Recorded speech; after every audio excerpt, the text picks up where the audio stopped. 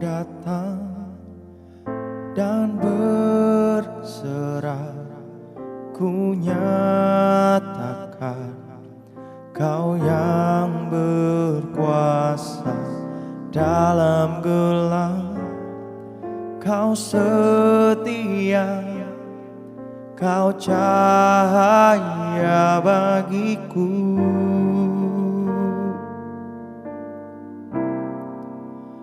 Kau kuatkan aku bertahan,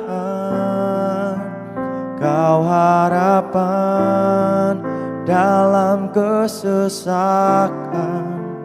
Kau buktikan kesetiaan-Mu Tuhan, Engkau Allah Immanuel.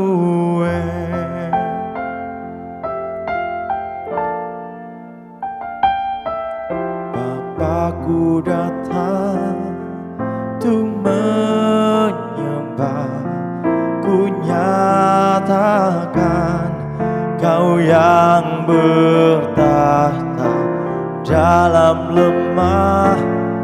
Kau sempurna, Kau cahaya hidupku.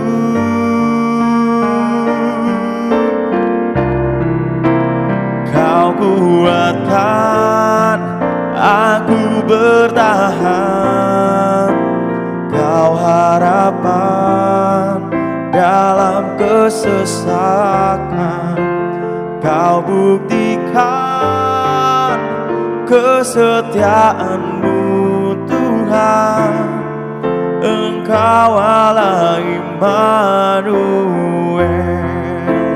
Kau kuatkan aku bertahan, Kau harapan dalam kesesakan.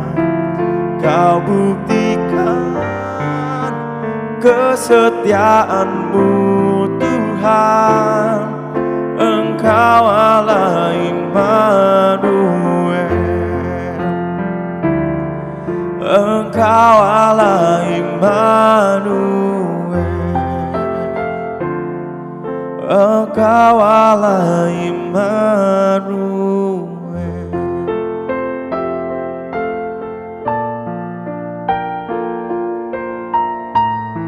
Kau selalu besertaku Tuhan. Terima kasih,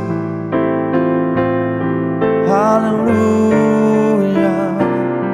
Terima kasih, Engkau Allah Immanuel. Oh, haleluya. Kami bersyukur, kami bersyukur punya Allah seperti Engkau Tuhan. Haleluya, haleluya. Terima kasih, kami bersyukur. Haleluya.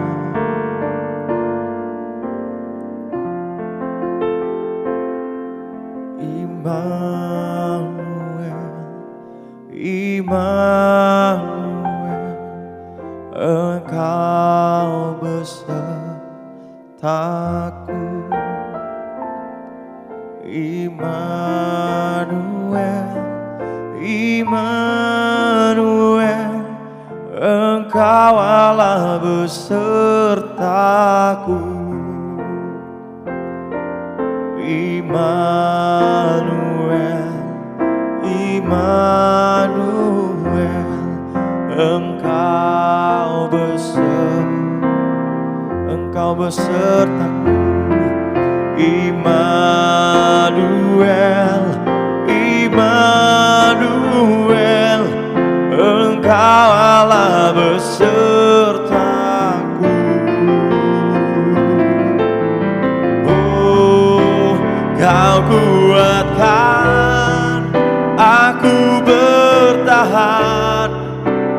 Engkau harapan dalam kesesakan, Kau buktikan kesetiaan-Mu Tuhan.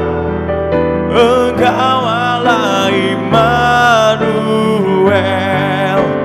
Kau kuatkan aku bertahan.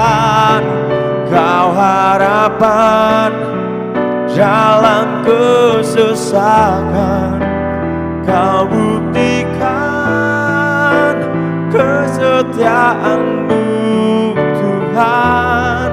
Engkau Allah Immanuel,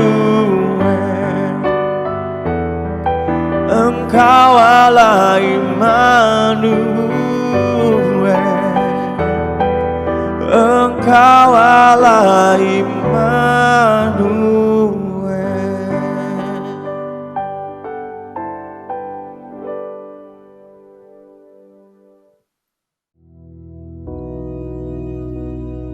Bapa kami yang di surga, dikuduskanlah nama-Mu, datanglah kerajaan-Mu, jadilah kehendak-Mu di bumi seperti di surga. Berikanlah kami pada hari ini makanan kami yang secukupnya, dan ampunilah kami akan kesalahan kami, seperti kami juga mengampuni orang yang bersalah kepada kami. Dan janganlah membawa kami ke dalam pencobaan, tetapi lepaskanlah kami daripada yang jahat. Karena Engkaulah yang empunya kerajaan dan kuasa dan kemuliaan sampai selama-lamanya. Amin.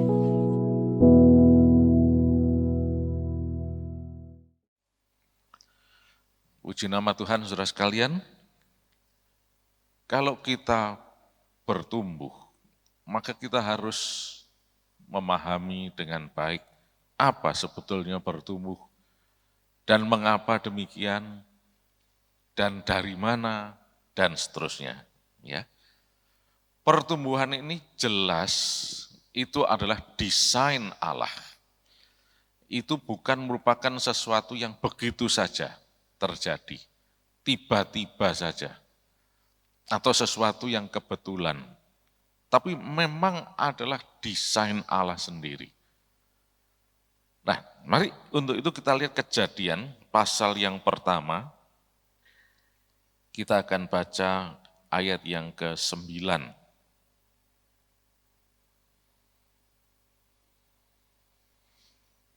Kalau kita baca mulai ayat yang ketiga, diceritakan di sana bagaimana Allah menciptakan langit dan bumi dalam 6 hari. Hari pertama Allah menciptakan terang, menjadikan terang.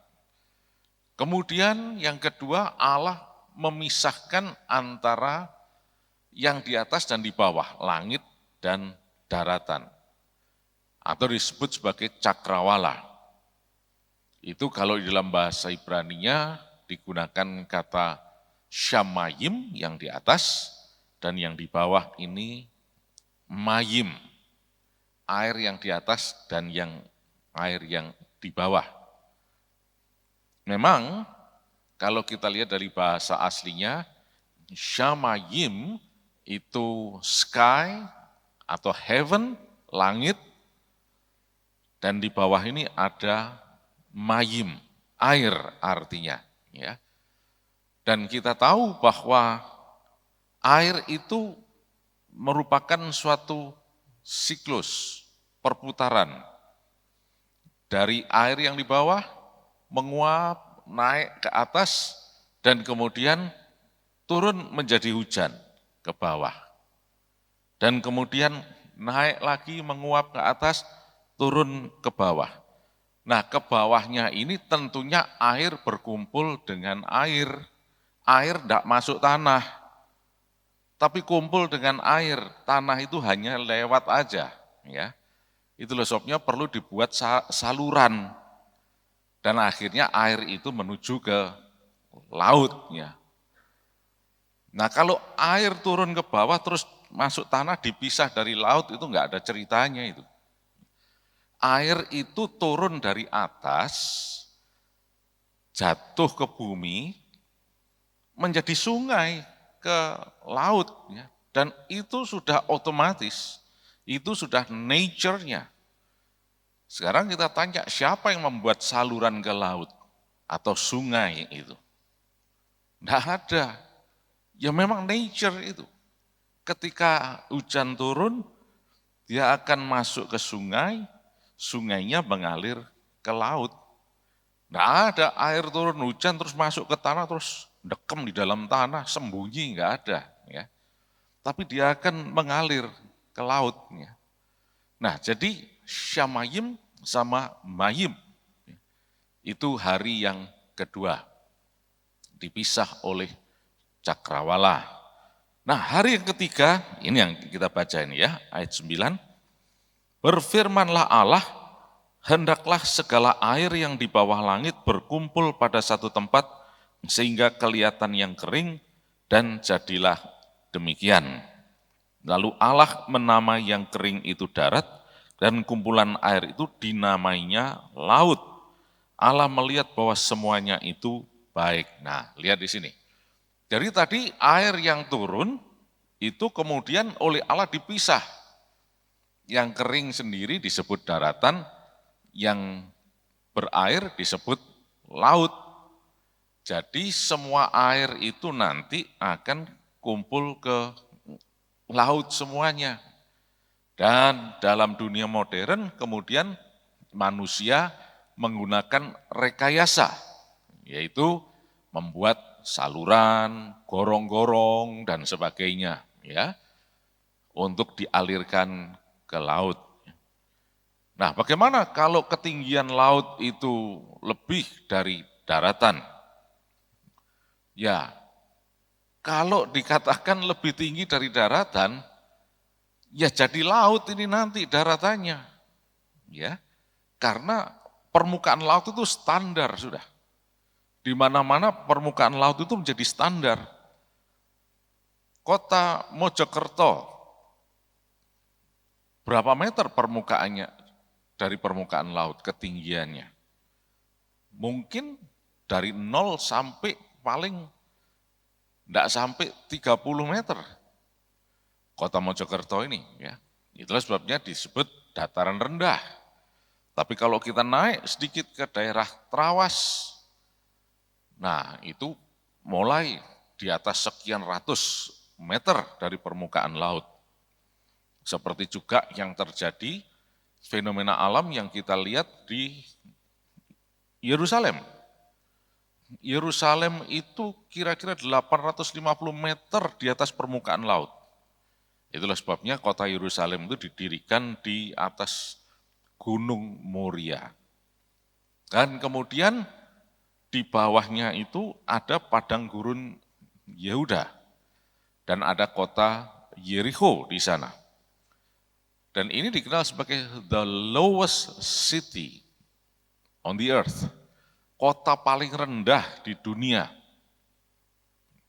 400 meter di bawah permukaan laut. Nah itu sebab di sana ada laut, namanya Laut Mati.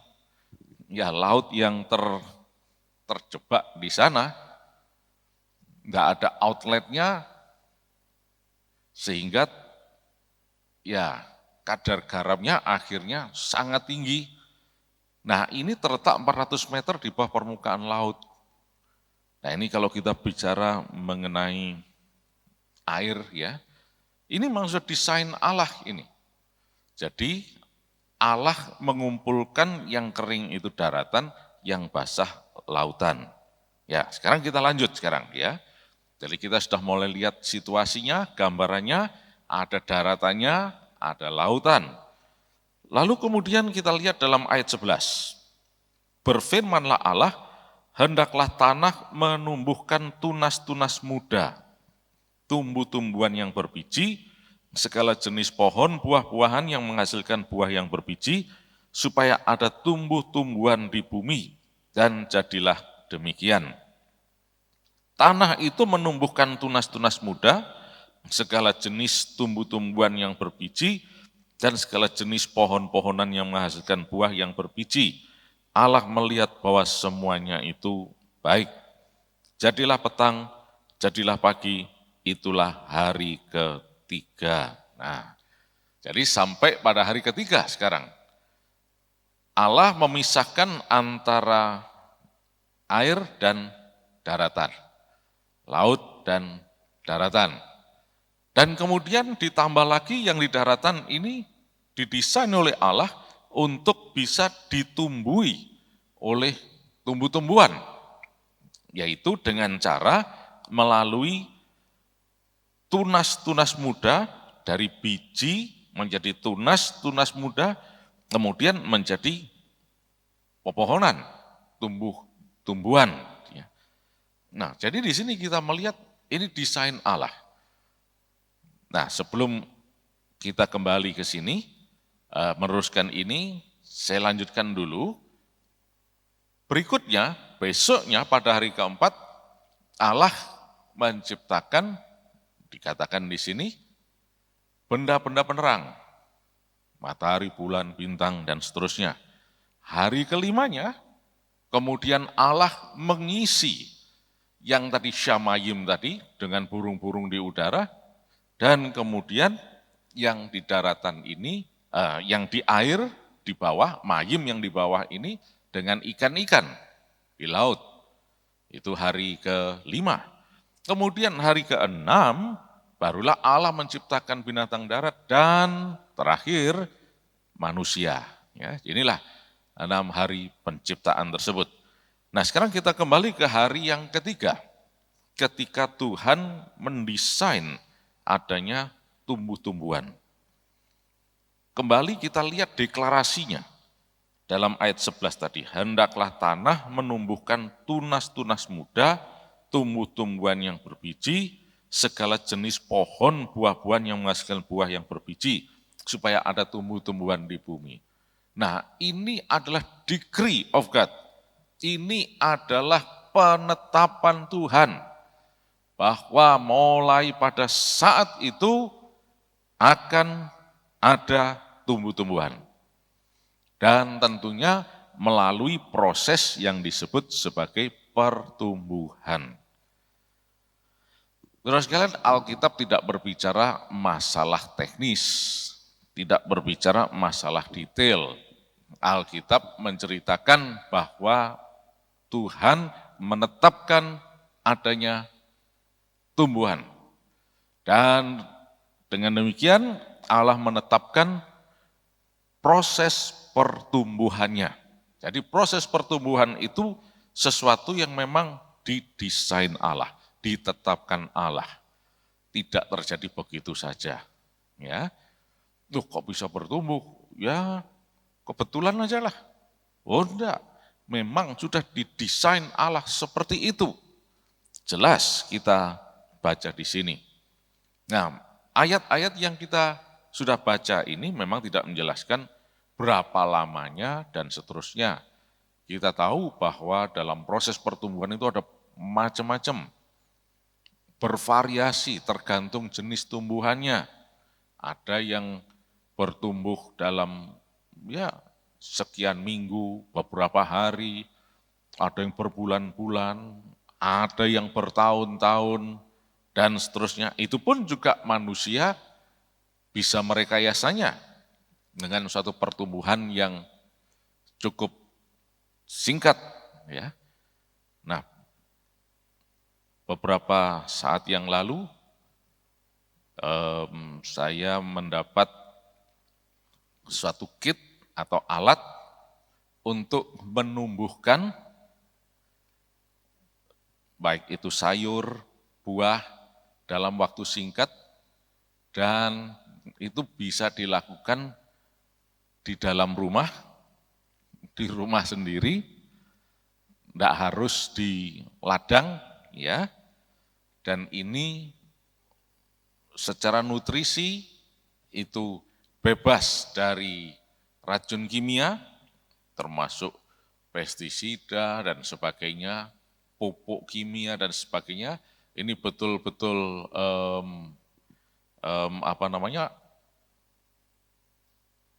organik betul, ya. Jadi tidak ada campuran-campuran kimianya, dan itu menyehatkan. nanti kalau sudah dicoba, nah itu bisa diinikan ya. Mungkin setiap orang bisa melakukan itu sendiri. Saya kepingin sayur ini ya, ambil benihnya, taruh yang disebut hydroponics ya. Dan dalam beberapa hari itu akan tumbuh dan kemudian diambil, dijadikan gado-gado atau pecel ya. Saya kepingin apel, bisa juga. Dan tidak perlu menunggu bertahun-tahun, ternyata dalam waktu yang cukup relatif singkat, nanti bisa metik apel yang betul-betul menyehatkan. Ya. Di mana belinya, saya juga belum tahu, saya diberi dan tidak mahal gitu ya. Nanti akan dicoba dulu, dan ini pasti sehat, sudah bebas dari segala macam hal-hal yang bersifat toksin ya, kimiawi. Nah, kembali ke sini. Itu rekayasa ya. Ternyata Allah juga menetapkan proses pertumbuhannya termasuk waktunya dan sebagainya. Jadi kalau kita berbicara pertumbuhan itu bukan sesuatu yang kebetulan. Memang itu natural, alami. Tetapi itu penetapan Allah, itu desain Allah. Termasuk juga nanti kalau kita berbicara mengenai pertumbuhan secara rohani. Paralel antara yang di nature, alam, dan rohani itu berjalan paralel. Nah itulah sebabnya kalau ada hujan di alam, udah bersyukur aja. Enggak usah ngomel-ngomel ya. Bersyukur, karena secara rohani itu berarti juga hujan berkat dalam hidup kita. Amin. Ya, puji Tuhan. Ketika saya berada di Yerusalem beberapa saat yang lalu, hujan. Dan ya basah karena hujan ya. Dan kita harus berjalan, ini waktunya untuk makan siang, dan nggak bisa jalan lain, nggak ada jalan lain, terpaksa harus nerabas hujan itu. Ya, saya cuma bisa mengatakan, mari kita bersyukur saja, karena apa? Di sini hujan itu betul-betul blessing. Bukan kayak di Mojokerto, sewaktu-waktu bisa hujan. Di sana hujan itu bisa dihitung dengan jari, turunnya hujan itu. Jadi kalau ada hujan di daerah kering seperti itu blessing. Nah mari kita bersyukur, kita sambut blessingnya. Ya mereka jalan sambil bersyukur, ya agak basah sedikit, tapi ya dengan mengimani dapat blessing. Ternyata betul, berkat-berkat Tuhan limpahkan. Pulang ke Indonesia, nanti kita akan dengar kesaksian-kesaksiannya. Banyak mujizat terjadi, kesembuhan, berkat dan sebagainya. Ya, nah kalau saudara mau terima berkat, mari kita berhujan-hujan di Yerusalem. Enggak perlu ya. Hanya saja kita tahu bahwa secara natural dan rohani ini paralel. Jadi ketika Tuhan menurunkan hujan, maka secara rohani juga kita lihat itu berkat Tuhan juga ya. Nah sekarang terserah kita mau berbasah-basah atau tidak. Kalau kita, saya enggak mau basah dah, saya tak berteduh aja, ya monggo, enggak apa-apa, enggak ada masalah. Tapi yang jelas berkat itu pasti turun dalam hidup kita. Tapi beda kalau kita ngomong, Tuhan gimana sih? Kok ngasih hujan ini? Kok enggak ngasih kering aja? Nah nanti kalau udah kering ngomong, Tuhan gimana sih kok panasnya seperti ini Tuhan? Ongkep Tuhan ya. Nanti kalau hujan katanya kok hujan dan seterusnya. Makanya Tuhan katakan harus mengucap syukur senantiasa ya. Puji Tuhan. Kembali lagi ke sini. Jadi kita melihat nature dengan rohani itu paralel. Pertumbuhan secara fisik dan rohani juga terjadi sama-sama. Itu adalah penetapan Allah.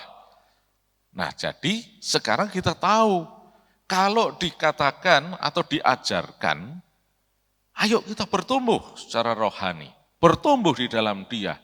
Itu bukan karena ajarannya gereja, atau paling tidak, oh iya memang gereja menggunakan dasar-dasar Alkitab untuk mengajar pertumbuhan. Seolah-olah itu sesuatu yang dipaksakan. Bukan. Pertumbuhan itu memang penetapan Allah.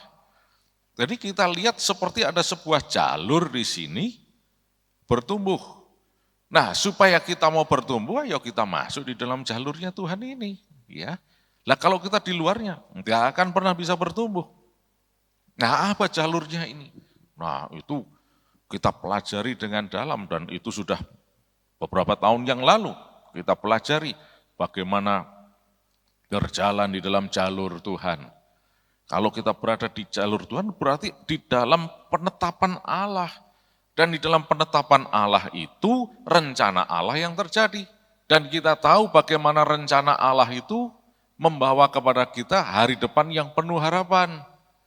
Nah, kalau kita berada tetap di dalam rencananya, itu berarti kita ada dalam penetapannya, kita akan menikmati benefit-benefitnya, keuntungan-keuntungannya. Kita menikmati kebaikan-kebaikannya.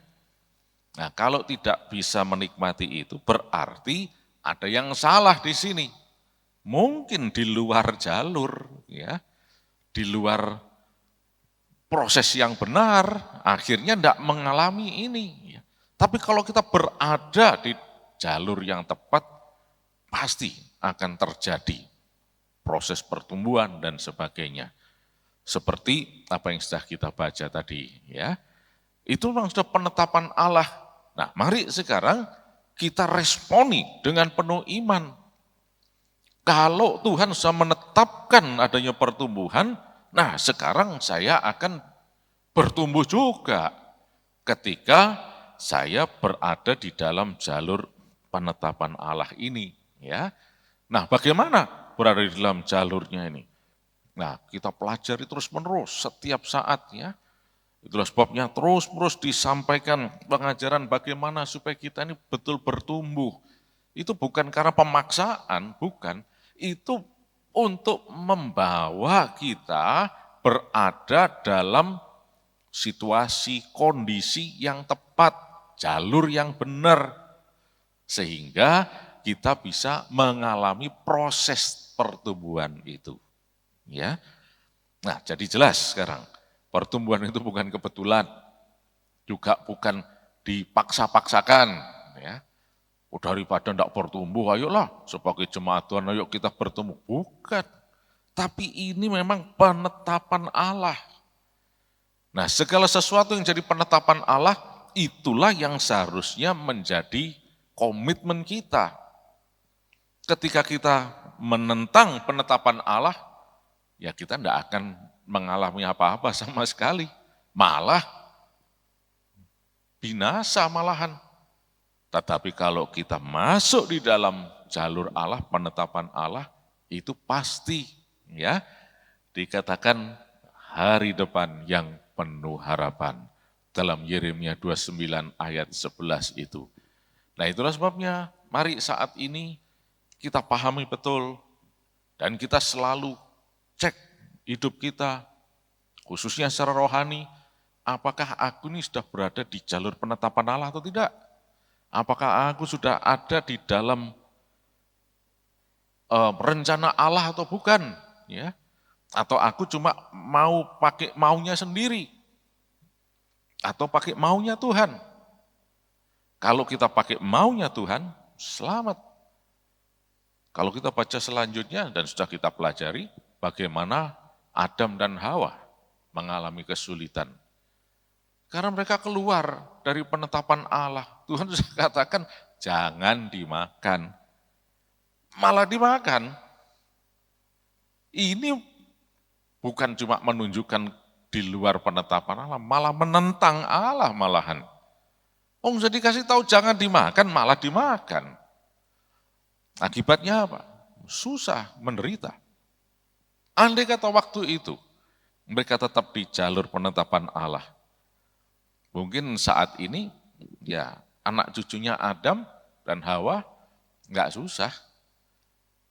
Cuma jangan tanya, pakai baju apa enggak, saya juga enggak tahu ya. Ya mungkin juga seperti itu mungkin ya. Tapi yang jelas adalah, nanti kalau saudara baca lanjutnya ya, dalam pasal 2, diletakkan di sebuah taman di Eden. Nah, di situ ada tumbuh-tumbuhan dan sebagainya ya. Dan semuanya disediakan ya. Tuhan menyediakan semuanya. Enggak bingung lagi. Enggak seperti sekarang manusia semua bingung semuanya. Bingung ke sana, bingung ke sini, bingung untuk ini, bingung untuk itu. Ya karena apa? Akibat dari keluar dari penetapan Allah. Dan mari saat ini kita mengerti, dan khususnya sepanjang hari ini, dan juga bahkan untuk selanjutnya, mari kita ikuti penetapan Allah ini. Amin. Puji nama Tuhan, mari kita akan berdiri bersama-sama, kita bersyukur kepada Tuhan. Terima kasih Tuhan. Di dalam nama Tuhan Yesus Kristus, biar setiap orang yang ada di tempat ini dan yang mengikuti melalui live streaming, diberkati berkelimpahan. Sepanjang hari Tuhan berikan kesehatan, keberhasilan, dan kuasa darah Yesus akan melindungi, menjauhkan dari segala bahaya apapun Tuhan. Dan kami boleh senantiasa bertumbuh di dalam Engkau. Dalam nama Tuhan Yesus Kristus yang percaya diberkati, mari katakan sama-sama. Selamat pagi, Tuhan Yesus berkati.